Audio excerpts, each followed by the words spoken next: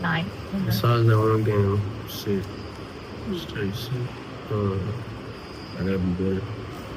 First playoffs isn't an excuse. Today we are diving into some real talk from the Houston Rockets star Jalen Green after a tough playoff exit against the Golden State Warriors. The 23-year-old dropped a brutally honest take on his performance, and it got the NBA world buzzing. Is this a sign of growth or a red flag for his future with the Rockets? Let's break it down.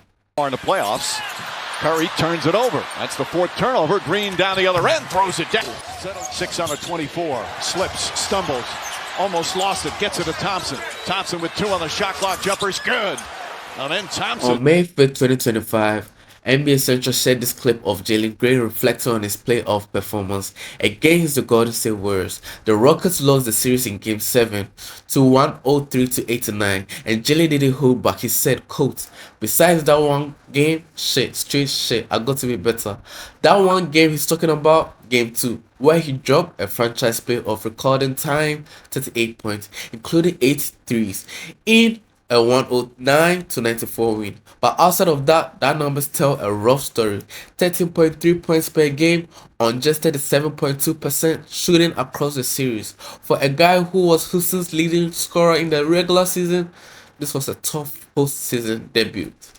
Hey, we got 3 blocks already in less than a minute. We got 4 blocks.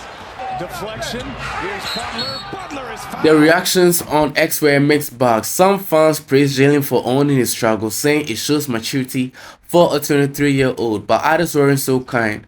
Others were saying or calling him a Wingstop mascot, poking fun at his sponsorship, and others too were saying he needs a haircut to turn things around. Yikes. Meanwhile, the critics are weighing in too. Kendrick Perkins on ESPN said the Rockets should trade Jalen along with Cam Whitmore and Jabari Smith to go after Kevin Durant, arguing KD could fix Houston's shooting and closing issues. If I'm the Rockets, I got to address the issue of shooting and a closer. And I'm going after Kevin Durant.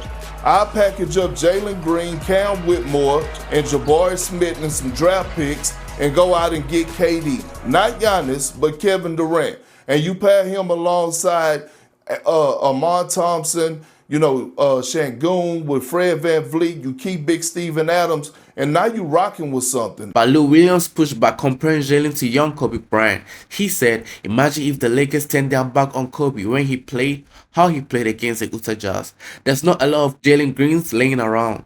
That's a big vote of confidence." Out of Jalen Green, Lou, I'm wondering, how do you assess him? Is he movable? Would you even consider it if you're Houston? I've heard the talks. I've heard the talks about them moving him. Only way you consider moving a guy like Jalen Green is if you have a real chance at going to get a Ja Morant or Kevin Durant or one of these guys that are obvious franchise changers. Other than that, you stay put. You hold your cards where you are. You have a nice young nucleus. Granted, he did struggle in these playoffs, but it was his first introduction. Imagine if the Lakers turned their backs on Kobe when he played how he played against the Utah Jazz when he was such a young player. Like, no, you go out there, you have your experiences, you have your ups and downs, you wipe yourself off, and you go in the summer and you make adjustments how you can be a better basketball player. In this series, I think he learned that it's other ways to impact the game. Like, you can't just be a one-trick pony. You go out there and you can't score the basketball, then what? Are you not going to guard? Are you not going to make plays? Are you not going to have any presence? Those are things that he can adjust to. It's not a lot of Jalen Greens just laying around anyways that you can just up and move these guys, and so I think that's the part of our league that we got to get better at. We're so impatient when we see these guys have struggles that we just, boom, we're ready to move on from them. No, like, allow him to grow, allow him to learn and improve his game. Like he did. He struggled on a big time level this series with not being able to score the basketball, and he let that become a determining factor of how he was going to go out and impact the winning. Now that he has that experience, I'm sure that he'll go back. He'll be a better player next year. Him, Sengun, Amon Thompson, like we just mentioned, Eason, Jabari Smith.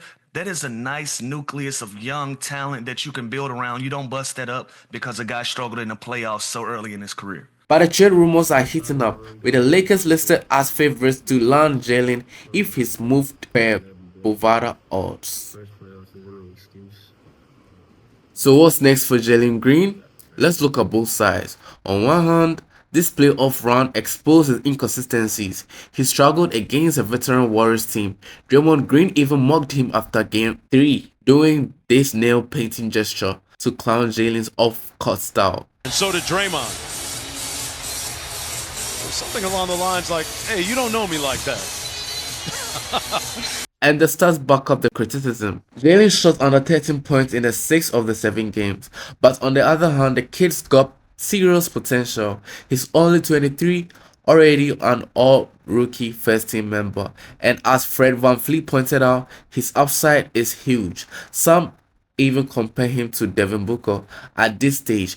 Booker's first 4 seasons saw similar efficiency struggles, but look at him now, an elite scorer on a contending Suns team. Jalen's already shown flashes like his 38-point explosion in Game 2 and his 41-point game as a rookie. The question is, can the Rockets afford to be patient? With traders rumors swirling around Kevin Durant, the pressure is on Jalen to step up, or he might find himself in a new jersey next season. Jalen Green's self-awareness is a good sign, but the clock is ticking for him to prove his Houston franchise guy. What do you think? Should the Rockets stick with Jalen or go all in for a star like Kevin Durant? Drop your thoughts in the comments below and let's get the conversation going. If you enjoyed this video, don't forget to like, subscribe, and hit that notification bell.